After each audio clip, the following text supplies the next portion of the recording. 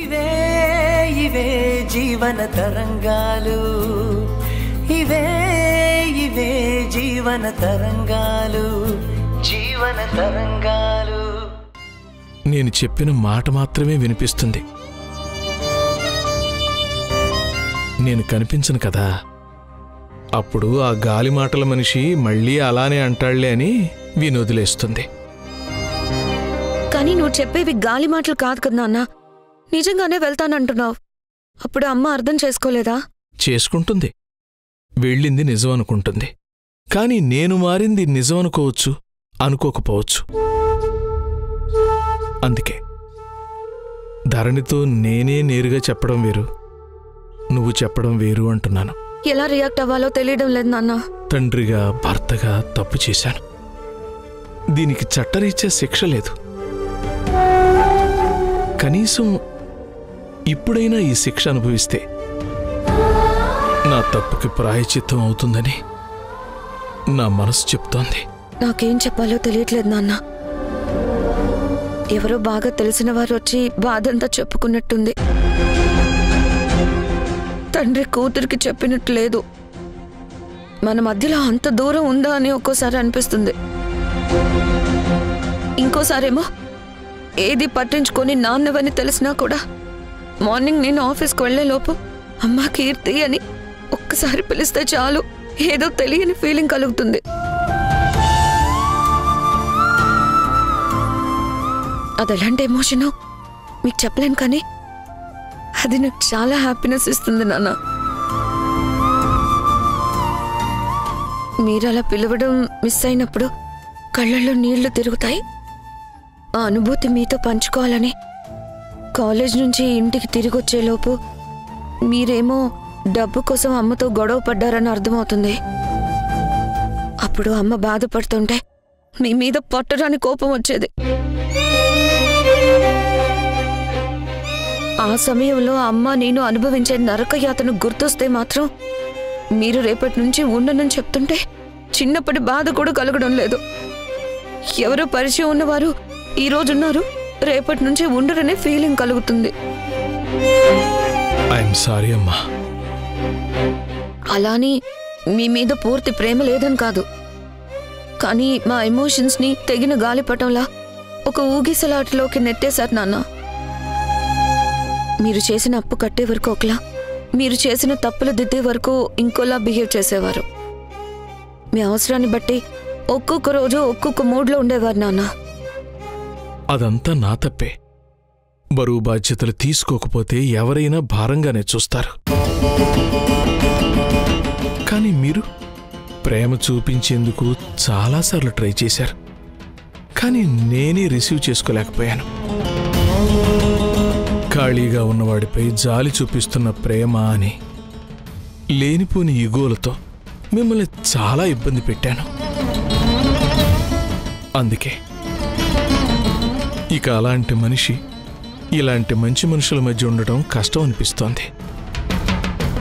అందుకే మార్నింగ్ వెళ్తాను. ధరణికి ఇప్పుడే చెప్పొద్దు. నేను వెళ్ళాక చెప్పడం నీ బాధ్యత. ఇన్నేళ్లు గడిచాక ఇప్పుడిలా వెళ్ళడం వల్ల ఏం ప్రయోజనం ఉంటుంది నాన్న? ప్రయోజనం కోసం కాదమ్మా, పశ్చాత్తాపంతో వెళ్తున్నాను. మానసికంగా నా దృష్టిలో నేను మారాలని వెళుతున్నాను. నాన్న మళ్ళీ తిరిగి వస్తారు కదా? నాలోని నిర్లక్ష్యాన్ని గెలిచొస్తాను. బ్రతుకు విలువను ప్రేమించటం అలవాటు చేసుకుని వస్తాను. ఏదో చిన్న కోరిక, వెనక్కి తిరిగొచ్చాక మీతో కలిసి బతకచ్చేమోనని. ఏమవుతుందో చూద్దాం. నా మిగిలిన జీవితాన్ని మీతో గడపాలని చాలా ఆశగా ఉంది కాబట్టి చెప్పెళ్తున్నాను.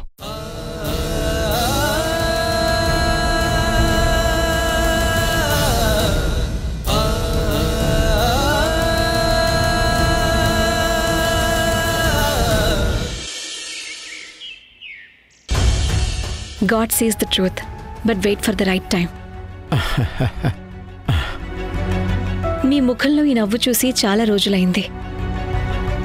జీవితంలో నవ్వనేది ఒకటి ఉందని నేను చాలా రోజులుగా మర్చిపోయాను.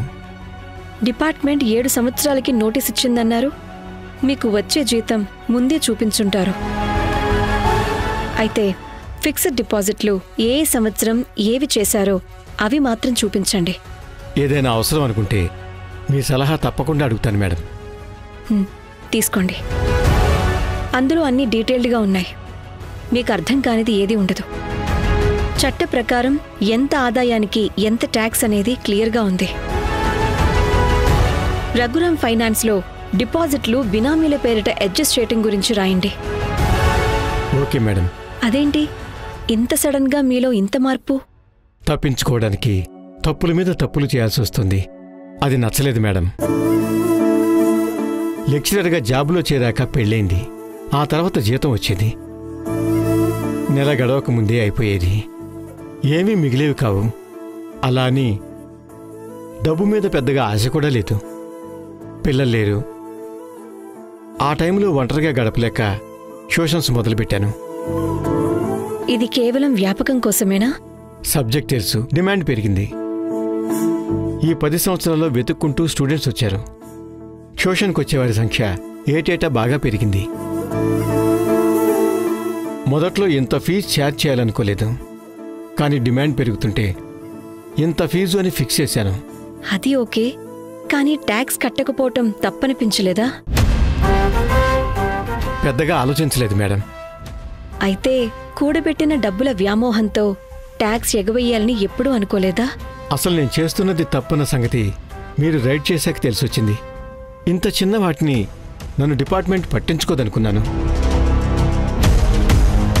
కానీ నీలకంఠం ప్లాన్ ప్రకారం ఇరికించాడు. ఇప్పుడు కేసు నుంచి విడిపించడానికి ఇంకో తప్పు చేయాలంటున్నాడు.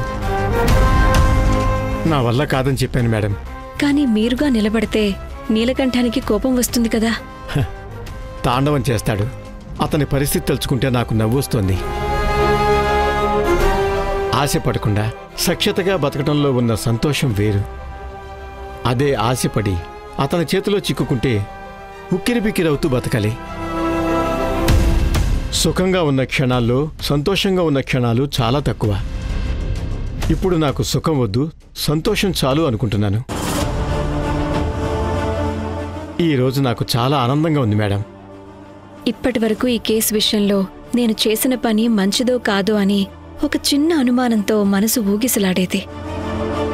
ఈ కేసు తర్వాత నాకు కావలసిన వాళ్ళు దూరం పెట్టడంతో నేనింకా కఠినంగా మారిపోయాను. నేనే మీకు కృతజ్ఞతలు చెప్పాలి. ఇప్పుడు నాకు చాలా సంతోషంగా ఉంది. ఇది పర్సనల్ ఎమోషన్ కావచ్చు, కానీ షేర్ చేసుకుంటున్నాను. మీ మీదిచ్చిన కంప్లైంట్ వాపస్ తీసుకుంటాను. నిజమేంటో రాసిస్తాను. థ్యాంక్స్. అవును మేడం, కీర్తి పెళ్లి ఆగిపోయింది. రాజశేఖర్ ఇల్లు విడిచి వెళ్ళాడు. పుష్పకు విడాకులయ్యాయి.